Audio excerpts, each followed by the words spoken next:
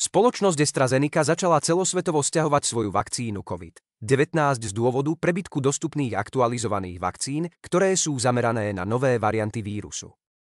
Toto oznámenie nasledovalo potom, ako farmaceutická spoločnosť v marci dobrovoľne stiahla svoje povolenie na uvedenie na trh Európskej únie, čo je súhlas s uvedením lieku na trh v členských štátoch. Európska agentúra pre lieky vydala 7. mája oznámenie, že vakcína už nie je povolená na používanie. Spoločnosť AstraZeneca vo svojom vyhlásení uviedla, že toto rozhodnutie bolo prijaté, pretože v súčasnosti je k dispozícii celý rad novších vakcín, ktoré boli upravené tak, aby boli zamerané na varianty COVID-19. To viedlo k poklesu dopytu po vakcíne spoločnosti AstraZeneca, ktorá sa už nevyrába ani nedodáva.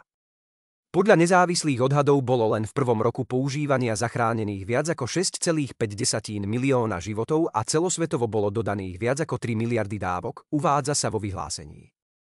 Naše úsilie uznali vlády na celom svete a všeobecne sa považuje za rozhodujúcu súčasť ukončenia globálnej pandémie. Teraz budeme spolupracovať s regulačnými orgánmi a našimi partnermi, aby sme sa dohodli na jasnej ceste vpred a uzavreli túto kapitolu a významný príspevok k pandémii COVID-19. Vedec v laboratóriu vedci vytvorili vakcínu s potenciálom chrániť pred budúcimi koronavírusmi. Čítajte viac. Ostatné krajiny už zastavili dodávky vakcíny. V Austrálii ju nie je možné používať od marca 2023, hoci jej používanie sa už od júna 2021 postupne ukončovalo z dôvodu širokej dostupnosti novších vakcín. Spoločnosť AstraZeneca v roku 2021 zmenila názov svojej vakcíny COVID na Vaxzevria.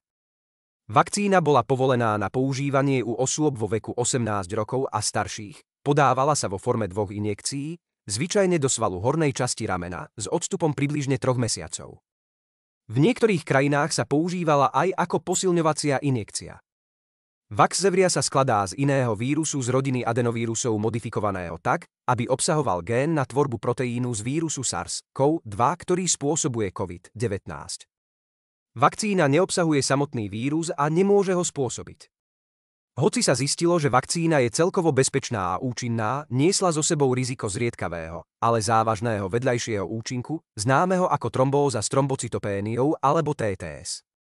Tento zriedkavý syndróm sa vyskytol približne u 2 až 3 ľudí na 100 000 osôb, ktoré boli očkované vakcínou Vaxzevria.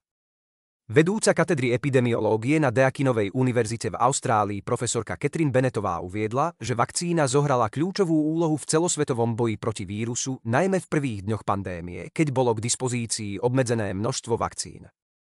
Zachránila milióny životov a na to by sa nemalo zabúdať, povedala. Bola to skutočne dôležitá súčasť počiatočnej globálnej reakcie. Bola však zameraná na počiatočné predkovské varianty. Teraz sme sa posunuli do reťazca vakcín, v ktorom máme k dispozícii produkty, ktoré prenasledujú vznikajúce varianty.